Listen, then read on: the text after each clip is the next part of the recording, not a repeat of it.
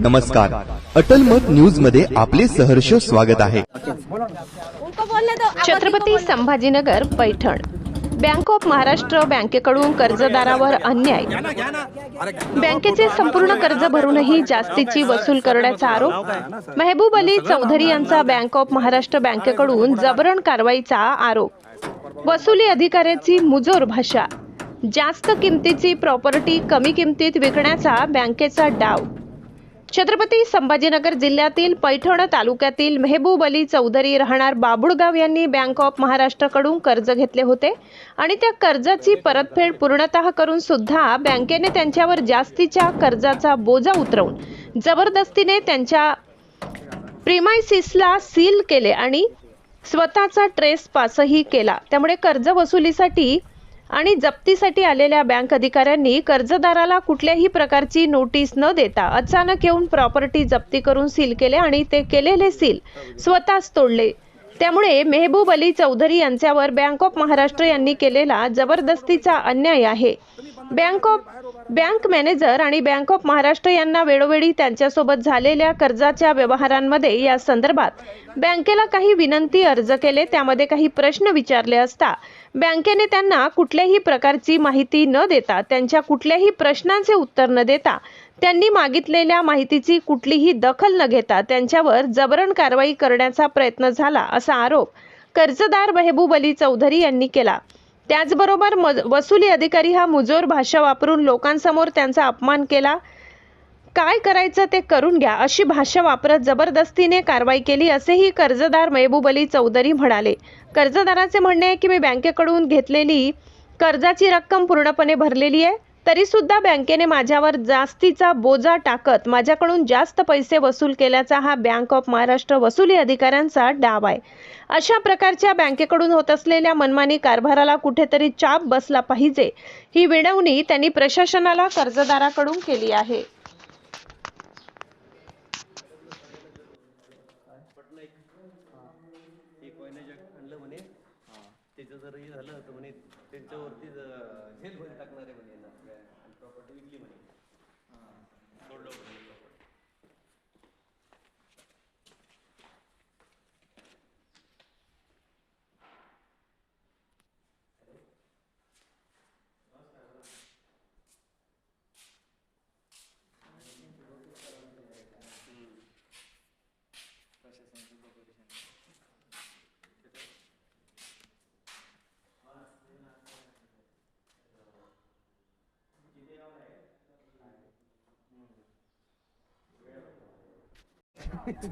ये जो मोहम्मद भाई को जो नोट दिया यही दिया का डिजिटल करेंसी दिया?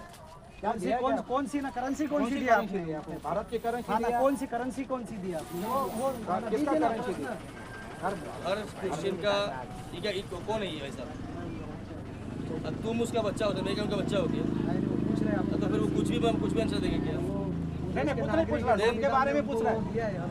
सर याच्यामध्ये लिहिलं आहे की मैं धारक को 500 रुपये देने को वचन देता हूं। बरोबर आहे बरोबर? कौन जा रहा है वचन? सब भारत सरकार को पूछिए पहले। अरे उसके पास आरबीआई गवर्नर साहब को पूछिए। अरे आरबीआई तो हमारी भारत की नहीं ना, वो इंग्लैंड की है। तुम चलो बाजून चलो तो भैया बोला कुठे ते बँक वाला आण रे बाबा, कुठे ते पाऊस हा दाखवा आपण आहे का बँकेत? हे बँकेचे कर्मचारी आहे। तुमचा आय कार्ड कुठे आहे? हा कुठे आला?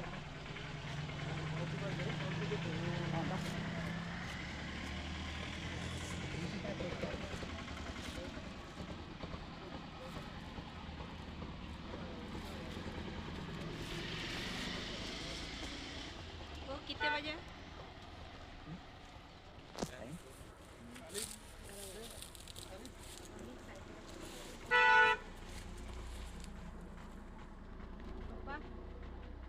₹40,000 भरलेले।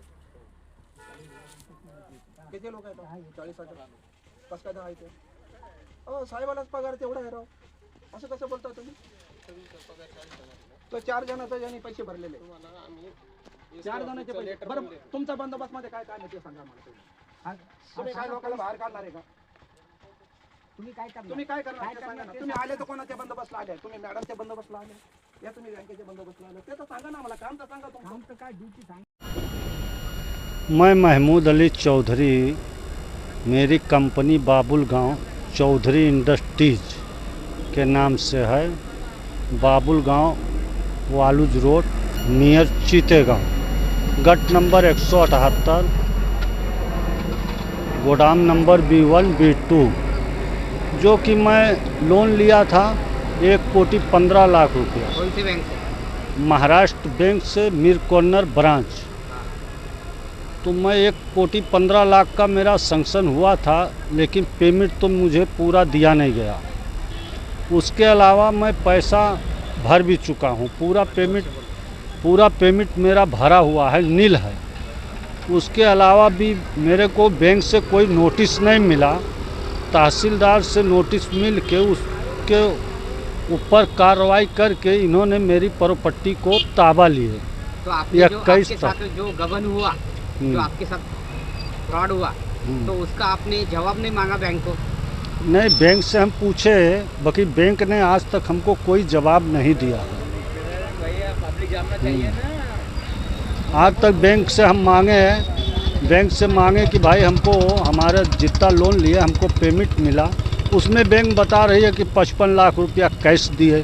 55 लाख रुपया बैंक कैश बता रही है, 15 लाख रुपया कैश बता रही है। बैंक अगर किसी को दिया हो कैश इतना पेमेंट तो बोलो। हमको तो नहीं दिया, हमारे साथ फ्रॉड किए। फिर भी उसके अलावा हम पूरा पेमेंट नील किए हैं। उसके अलावा हमारे साथ धोखाधड़ी कर रही है बैंक ऑफ महाराष्ट्र। तो आपने एनओसी नहीं मांगा उनको? इनओसी मांगा, इनओसी के लिए हमको इनओसी नहीं दिए। बोल रहे हैं कि और भी कर्जा तुम्हारा बाकी है, इसके लिए हम कोर्ट में केस डाले, कोर्ट में चल रहा है।